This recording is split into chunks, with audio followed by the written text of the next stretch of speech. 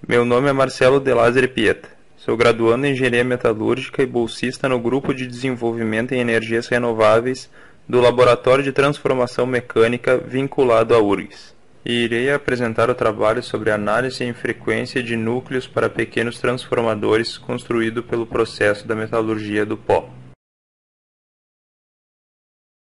Embora, sob o ponto de vista industrial, a metalurgia do pó seja considerada uma técnica relativamente recente, pode-se encontrar na antiguidade vestígios do seu emprego. No ano 3000 a.C., no Egito, África e Índia, era utilizado aglomerado de pó de ferro para a fabricação de armas. Em 300 d.C., na Índia, foi feita uma coluna de 6,5 toneladas de pó de ferro reduzido. No início do século XIX, surgem as primeiras notícias oficiais. Em 1829, na Grã-Bretanha, ocorreu a consolidação do pó de platina por trabalho a quente, que foi a base da moderna metalurgia do pó. Em 1870, nos Estados Unidos, foi criada patente para materiais de mancais produzidos a partir de pós metálicos, que foram os precursores das buchas autolubrificantes. No ano de 1930, nos Estados Unidos, um marco importante foi a fabricação de materiais de fricção por metalurgia do pó. No mesmo ano, na Alemanha, passou a ser empregado o metal duro, que são carbonetos de tungstênio sinterizado. Em 1970, nos Estados Unidos, ligas especiais, compactação isostática quente, aços para ferramentas sinterizados. Em 1980, também nos Estados Unidos, técnicas de solidificação rápida e tecnologia de moldagem por injeção. Metalurgia do pó é o processo de fabricação de peças que tem como matéria-prima pós metálicos e não metálicos. O metal base passa pela etapa de mistura, onde são acrescentados elementos de liga e lubrificante sólido para a homogeneização do pó. Na sequência, há duas etapas fundamentais: compactação e sinterização. A compactação consiste na aplicação de pressão sobre pós, metálicos ou não metálicos, para proporcionar o necessário contato entre as partículas. A sinterização é aquecimento do compactado verde a uma temperatura abaixo da temperatura de fusão do metal base. Dessa forma, é possível produzir peças extremamente complexas, com formas definitivas ou praticamente definitivas. As vantagens do processo são a mínima perda de matéria-prima, controle rigoroso da composição química, boa tolerância dimensional, menor número de passos de processo, elimina ou reduz operações posteriores de usinagem, bom acabamento superficial, uso mais eficiente de energia, processo produtivo de alta automação. Por outro lado, é necessária a produção em larga escala, pois o custo do ferramental é alto. Há limitações quanto às dimensões das peças devido à utilização de prensas de compactação cada vez maiores, podendo tornar o processo antieconômico. A indústria automobilística é a principal usuária de componentes sinterizados. Geralmente são utilizados em componentes do motor, suspensão e freio, sistema de exaustão e transmissão. Outros setores utilizam as peças produzidas à base de pó metálico para funções especiais em ferramentas, bens de consumo, eletrodomésticos, condicionadores de ar, computadores, cortadores de grama, travas e fechaduras e bombas. Os núcleos de transformadores utilizados em baixas frequências são usualmente construídos a partir de um pacote de chapas de aço silício laminadas. Nesse processo, as chapas são estampadas, sobrepostas e encaixadas, apresentando algumas desvantagens na comparação com os processos da metalurgia do pó, tais como sobra de material, em torno de 40%, e tempo de montagem. As ligas magnéticas, para serem utilizadas nos núcleos de transformadores, devem apresentar algumas características, tais como elevada permeabilidade magnética e indução de saturação, baixa coercitividade e retentividade. A ductibilidade e dureza devem ser compatíveis com a aplicação de transformadores. O objetivo é a realização de ensaios de rendimento e perdas em pequenos transformadores construídos através dos processos da metalurgia do pó. Após, o desempenho dos transformadores maciços desenvolvidos foi comparado aos usuais transformadores construídos a partir de chapas de aço silício laminadas, resultando em características de funcionamento e rendimento similares em elevadas frequências. A mistura dos pós é a operação em que dois ou mais pós de composições diferentes são misturados para ocorrer homogeneização entre eles. Primeiramente, o metal base, elemento de liga e o lubrificante são pesados em uma balança para obter a composição desejada. No misturador duplo cone, para uma mistura efetiva é necessário que a carga ocupe no máximo 50% do volume e que a velocidade não seja alta. O movimento contínuo de rotação espalha e mistura o pó à medida que eles se movimentam na seção cônica do interior do aparelho. Isso não acarreta nenhuma mudança do tamanho e forma das partículas. A compactação é a primeira etapa de consolidação do pó. O núcleo de transformadores convencionais consiste em duas partes, o núcleo tipo E e o tipo T. Essas duas partes são encaixadas para a obtenção do núcleo final, onde são acoplados os enrolamentos do primário e secundário. As matrizes são compostas por um punção superior, inferior e uma camisa. Para a sua construção, foram utilizadas matrizes cuja cavidade corresponde à forma e dimensões da peça final.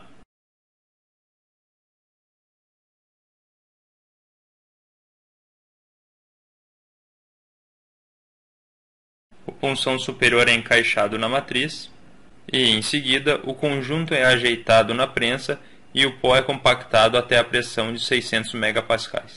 Dessa forma, a meta é conformar o pó na forma projetada, conferir as dimensões finais ou aproximadamente finais e a resistência mecânica necessária para o manuseio. O comportamento dos pós pode ser dividido em dois estágios. No primeiro estágio, as partículas são rearranjadas de modo a eliminar parcialmente os vazios, e no segundo estágio ocorre a deformação plástica das partículas.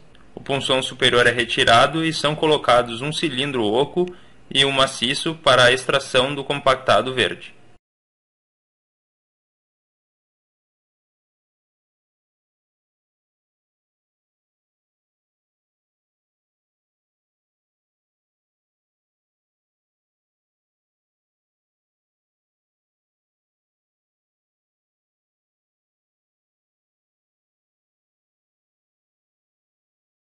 A peça verde possui baixa resistência mecânica, mas o suficiente para o manuseio.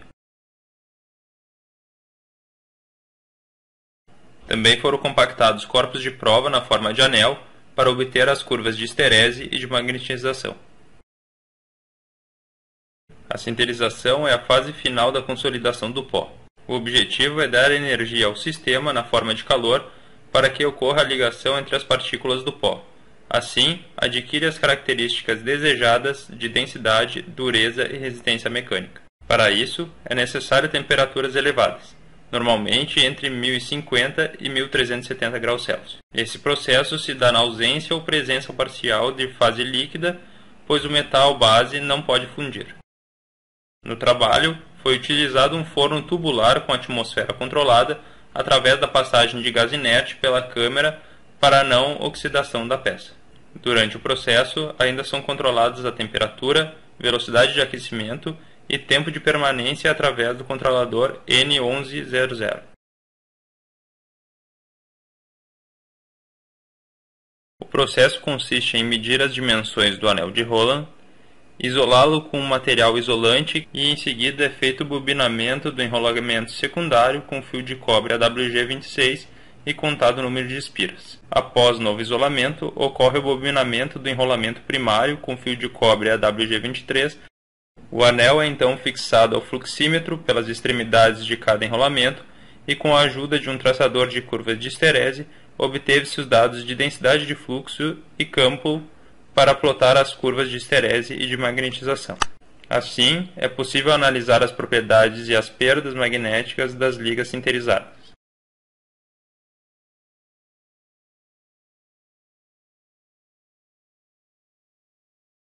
Os núcleos de transformadores sinterizados foram usinados em uma fresa com o único objetivo de obter a mesma dimensão do transformador convencional, utilizado para a comparação. Para a realização dos ensaios, foi montada uma bancada utilizando os seguintes componentes e equipamentos: o multiteste digital, osciloscópio digital, gerador de sinais, fonte de tensão contínua simétrica, circuito amplificador, resistor de 1 ohm e resistor de 10 kΩ. Os enrolamentos utilizados nos transformadores desenvolvidos foram os mesmos do transformador original, possibilitando uma fiel comparação. Primeiramente, o ensaio foi feito com o trafo de chapas. Depois de inserir o trafo na bancada, a tensão foi regulada para mais 25 e menos 25 volts para amplificar o sinal positivo e negativo e, na sequência, a frequência da onda senoidal no gerador de sinais. A tensão de entrada no trafo de chapas foi ajustada para 4,55 volts e, após, foi medida a tensão de saída e a tensão no resistor de 1 ohm em série com a entrada utilizando o multiteste. No osciloscópio foi medido o tempo de defasagem das ondas de tensão e de corrente. Em seguida, conectou-se o resistor de 10 kΩ no circuito e foi medido novamente a tensão de saída, tensão no resistor de 1 ohm e o tempo de defasagem. Esse processo é repetido para as frequências de 60, 100, 200, 400, 600, 800 e 1000 Hz. Para o ensaio de núcleos obtidos pela metalurgia do pó, foi utilizada a mesma bancada e o bobinamento do transformador de chapas para possibilitar uma boa comparação. Inicialmente, o trafo é montado no circuito com a colocação das bobinas. Em seguida, regula-se a tensão para mais 25 e menos 25 volts e a frequência. Após, aumentamos a tensão de entrada no trafo, regulada através do gerador de sinais, até que a sua tensão de saída se iguale ao valor encontrado no trafo de chapas. Dessa forma, medimos o valor de tensão de entrada e a tensão no resistor de 1 ohm. O tempo de defasagem também é outro dado a ser adquirido. Com a ajuda do osciloscópio, ajusta-se os cursores sobre os pontos em que as senoides interceptam os eixos das abscissas. E então o valor é dado na tela.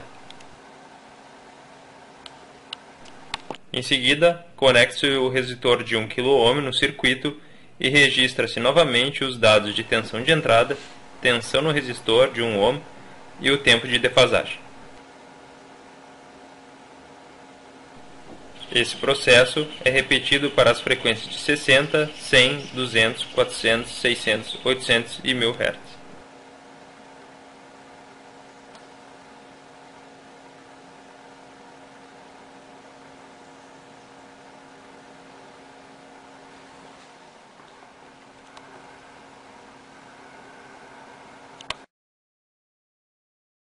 O gráfico obtido através do ensaio compara as perdas de todas as ligas analisadas.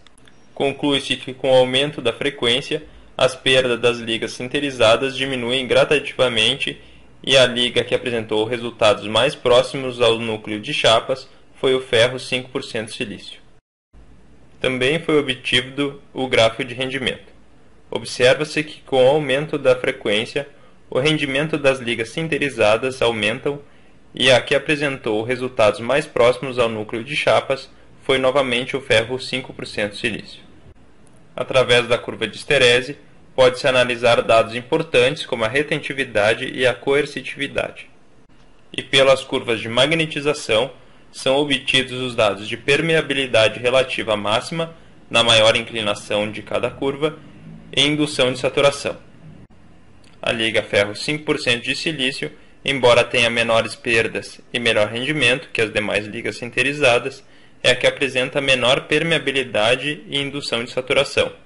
Logo, é a liga que apresenta propriedades magnéticas inferiores.